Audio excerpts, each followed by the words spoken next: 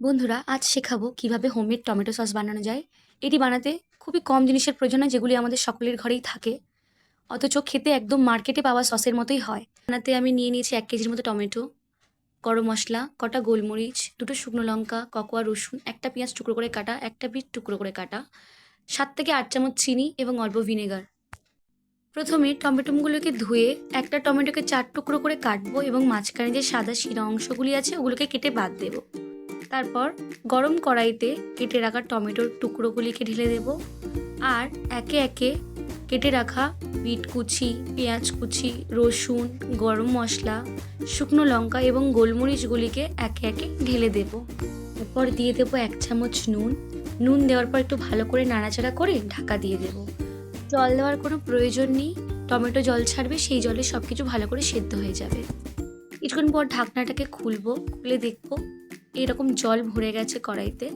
আবার একটু নাড়াচাড়া করে আবার কিছুক্ষণ ঢেকে দেব সেদ্ধ হওয়ার জন্য ভালোভাবে।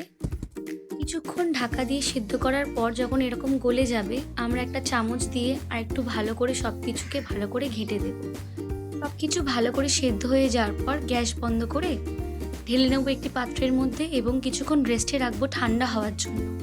ভালোভাবে ঠান্ডা হয়ে গেলে মিক্সিং জারে আস্তে আস্তে ঢেলে নেব এবং একটি স্মুথ পিউরি তৈরি করে নেব। তারপর আরেকটি পাত্র নেব এবং ছাঁকনির সাহায্যে তৈরি করে রাখা মিশ্রণটিকে ঢেলে দেব। পিউরিটাকে ভালো করে ছেঁকে নিতে হবে, কারণ কোনো গোটা অংশ থেকে যেতে পারে। ভালোভাবে ছাঁকার পর এরকম একটা স্মুথ পিউরি আসবে। তার আমরা টমেটো পিউরিটাকে কড়াইতে ঢেলে দেবো। দিয়ে দেব 1 চামচের মতো গুঁড়ো লঙ্কা। ভালোভাবে কিছুক্ষণ মিশিয়ে দিয়ে দেব 7 থেকে 8 চামচের মতো চিনি। চিনি দিয়ে ভালো করে নাড়াচাড়া করতে হবে। এই সময় লক্ষ্য রাখবেন যেন নিচে না লেগে যায়, তাই অনবরত নাড়তে হবে। দিয়ে দেবো 1 চামচের মতো ভিনেগার। ভিনেগার দিয়েও ভালোভাবে নাড়তে হবে কন্টিনিউ। যখন দেখবেন এরকম ঘন হয়ে গেছে, একটা প্লেটের ওপর আমরা ফেলে দেখবো এরকম গড়িয়ে পড়ছে কিনা, তাহলে বুঝে যাবো আমাদের সস রেডি। ঠিক এইরকম ঘনত্ব হয়ে গেলে বুঝে যাবো আমাদের সস রেডি। এবার নামিয়ে নেব।